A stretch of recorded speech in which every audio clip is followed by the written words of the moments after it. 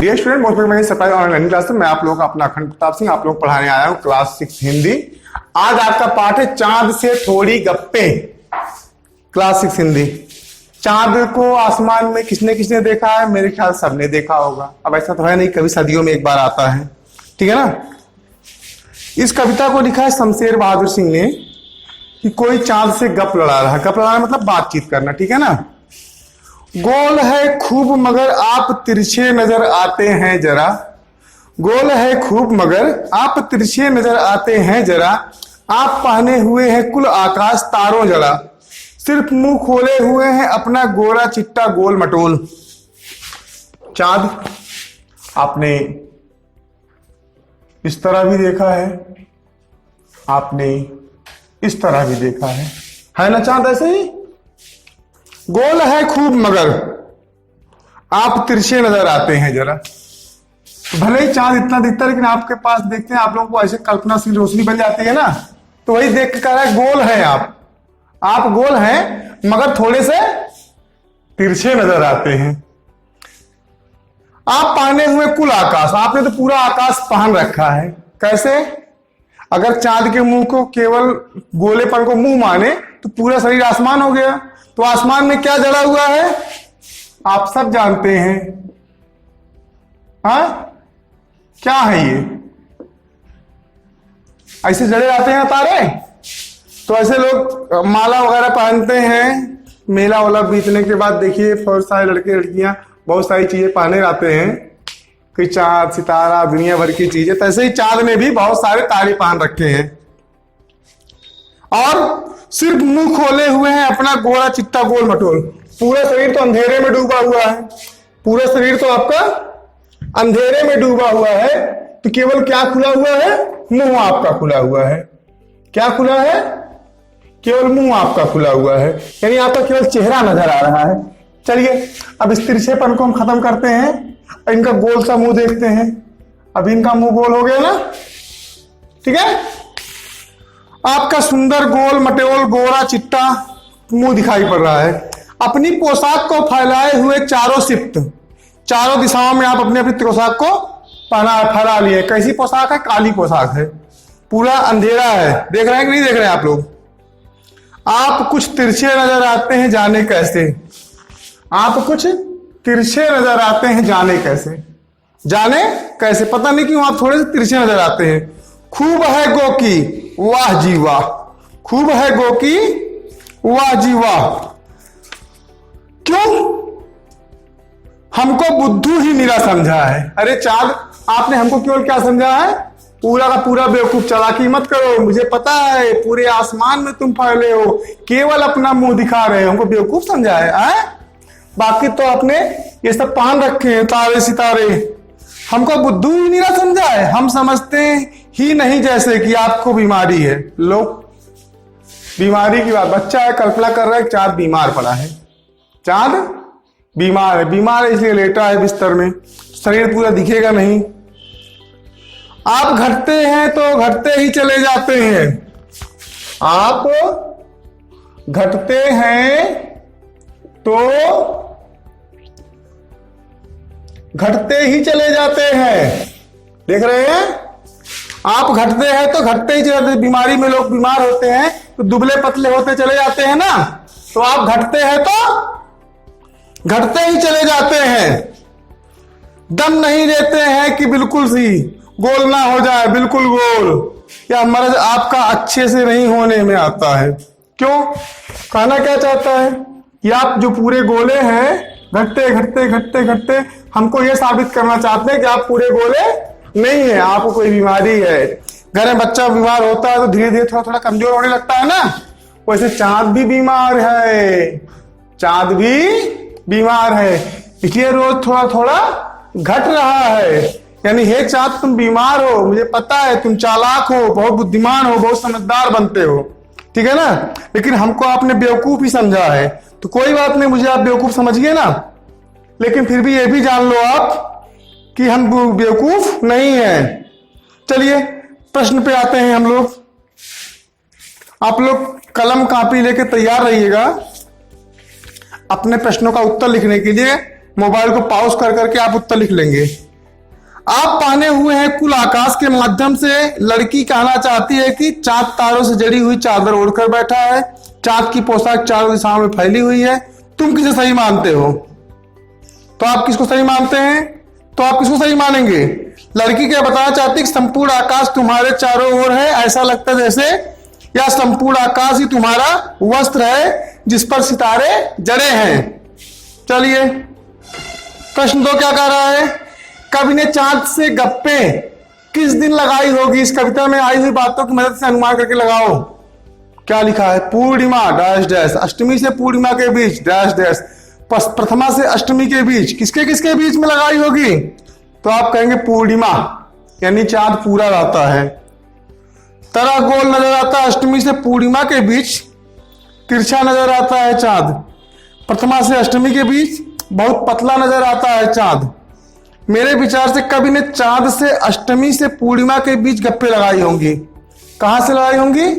अष्टमी से पूर्णिमा के बीच बातचीत हुई होगी, ठीक है ना। तो आप लिखेंगे अष्टमी से पूर्णिमा के बीच। फिर आपका आता है नई कविता। नई कविता में तुक या छंद के बदले बिंब का प्रयोग अधिक होता है। बिंब वह तस्वीर होती है जो शब्दों को पढ़ते समय हमारे मन में उभरती है। कई बार कुछ कवि शब्दों की ध्वनि की मदद से ही ऐसी तस्वीर बनाते हैं और कुछ कवि अक्षरों को या शब्दों को इस तरह छापने पर बल देते हैं कि उनमें से कई चित्र हमारे मन में बने। इस कविता के अंतिम हिस्से में चांद को एकदम गोल बताने के लिए कवि ने बिल्कुल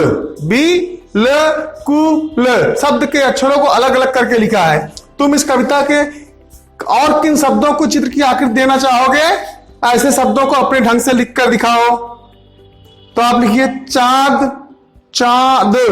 दूसरा गोल मटोल, गोल मटोल। और तिरछे, तिरछे हो जाएगा ना। चलिए फिर आते हैं आपका अनुमान और कल्पना में। कुछ लोग बड़ी जल्दी चिढ़ जाते हैं। यदि चांद का स्वभाव भी आसानी से चिढ़ जाने का होता तो वह किन बातों से सबसे ज्यादा चिढ़ेगा? चिढ़कर वह उन बातों का क्या जवाब देगा? अपनी कल्पना से चांद की ओर से दिए गए जवाब लिखो। तो आप क्या लिखेंगे? यदि चांद का स्वभाव आसानी से चिढ़ जाने का हो तो वह तिरछे कहे जाने पर जरूर चिढ़ेगा। घटने बढ़ने की बीमारी की बात सुनकर भी उसे बहुत गुस्सा आएगा। वह चिढ़कर यही जवाब देगा कि वह तिरछा नहीं है और ना ही उसे घटने बढ़ने की बीमारी है। यह हमारी नजर का फेर है कि वह हमें तिरछा नजर आता है। शायद वह हमें यह भी कहेगा कि अपनी नजर ठीक करवाने के लिए डॉक्टर के पास जाकर चश्मा लगवा लो। ठीक। फिर यदि कोई सूरज से गप्पे लगाए तो क्या लिखेगा? अपनी कल्पना से गद्य या पद्य में लिखो। इसी तरह के कुछ और गप्पे निम्नलिखित में से किसी एक या दो से करके दिखाओ। जैसे पेड़ से गप लड़ाना, बिजली का खंभा, सड़क, पेट्रोल पंप। चलिए हम लोग पहले किससे लगाते हैं? सूरज से। सूरज से गप्पे। अरे सूरज भाई इतने क्यों नाराज हो? पता नहीं तुम सभी को जलाए जाते हो, तपाते हो दुनिया को जी भर, झुलसा देते हो पेड़ से कभी लाल तो कभी सफेद चींटी से नजर आते हो। तुम बड़ा ऊपर जाने नहीं देते, तुम सदा ऊपर जाने देते हो। बड़े बड़े वाने, क्या तुम कैसे इतना पीड़ा सहते हो? मतलब इतनी गर्मी कैसे सहते हो? अगर आपको पेड़ से गप्पे लड़ाना हो तो आप मैं फटाफट बोल दे रहा हूं। अरे पेड़ तुम हो कितने कल्याणकारी, छाया देते हो, भोजन देते हो, वर्षा का आधार हो। सड़क से गप्पे लड़ाना हो तो क्या कहोगे? हे सड़क तुम कितनी शक्तिशाली हो, तुम में इतनी सहनशीलता कहां से आई है? लोगों को अपने ऊपर लेकर चलती हो, लोगों को मंजिल तक पहुंचाती हो। अगर पेट्रोल पंप से गप लड़ाना हो तो क्या कहोगे आप? हे पेट्रोल पंप तुम्हारे अंदर कितना तेल समाया है, या कभी खत्म होने का नाम नहीं लेता। तेरे कारण सारी दुनिया में सड़कों पर दौड़ रही है। तुम में यह शक्ति कहां से आई? कहिए पेट्रोल भाई। अगर बिजली खंभे से गप लड़ाना हो तो बिजली क्या होती है? बहुत तलकदार होती है। हे बिजली के खंभे, सिर पर तारों की जाले, तुम क्यों लंबे खड़े हो, करंट मारते हो खूब। भाषा की बात करें तो चाँद संज्ञा है, चांदनी रात और चांदनी विशेषण है। नीचे दिए शब्द विशेषणों को ध्यान से देखो, बताओ कि कौन सा प्रत्यय जुड़ने पर विशेषण बन जाते हैं। का कौन से पद जुड़ने पर विशेषण बन जाते हैं, ठीक है ना। दूसरा है, इन विशेषणों के लिए एक एक उपयुक्त संज्ञा भी लिखो, जैसे गुलाबी पगड़ी, गुलाबी पगड़ी, मखमली घास, कीमती गहने, ठंडी रात, जंगली फूल, कश्मीरी भाषा। तो आप कहेंगे ये सभी विशेषण ई प्रत्यय जुड़ने से बने हैं।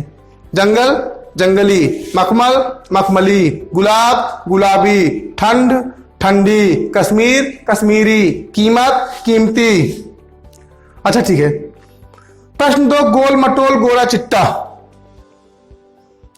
कविता में आए शब्दों के इन जोड़ों में अंतर है। चिट्टा का अर्थ होता है सफेद और गोरे से मिलता जुलता हुआ है।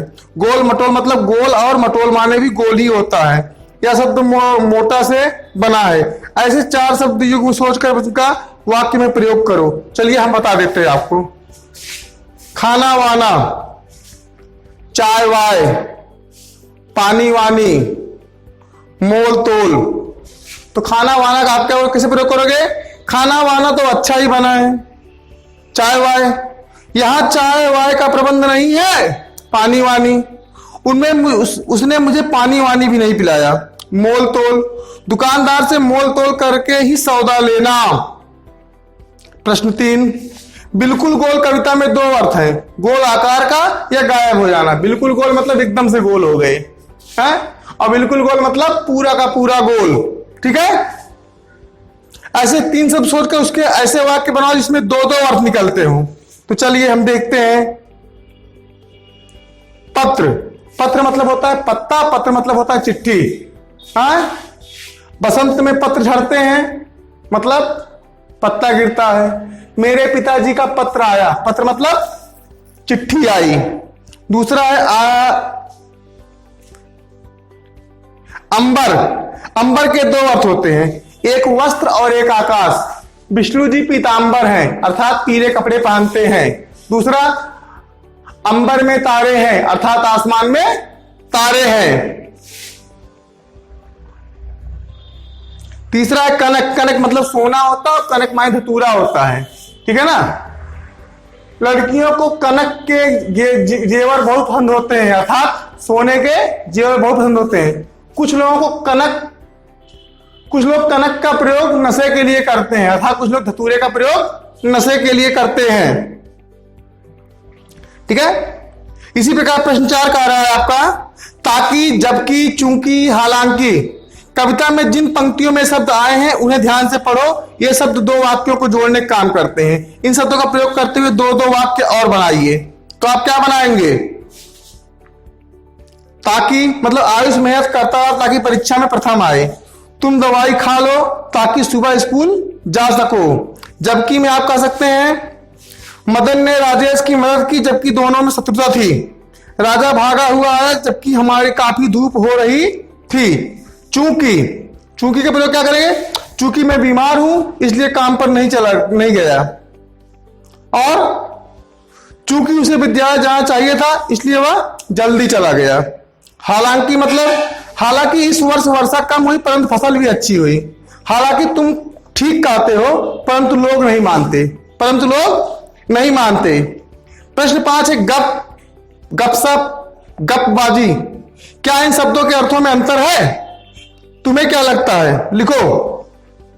तो आप क्या कहेंगे?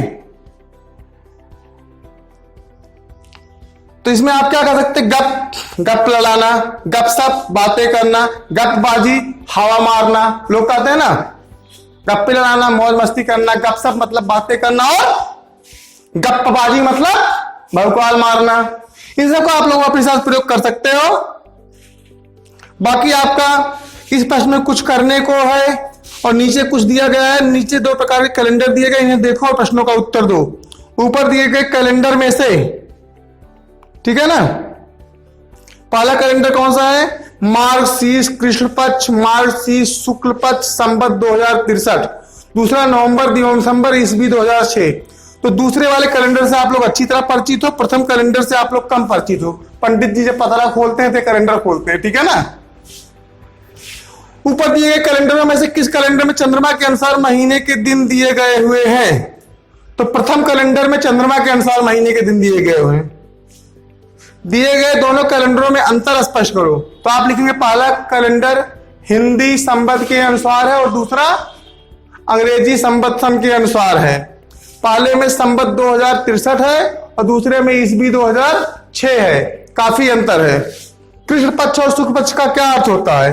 कृष्ण का पक्ष का मतलब होता है अंधेरी रातें और शुक्ल पक्ष का मतलब होता है उजली रातें। आई थिंक आपको यह पाठ बहुत अच्छे से स्पष्ट हो गया होगा। यदि एक बार स्पष्ट हो गया है तो कमेंट बॉक्स में जरूर लिखिए भारत माता की जय। Keep watching, keep learning. जय हिंद, जय भारत। थैंक्स।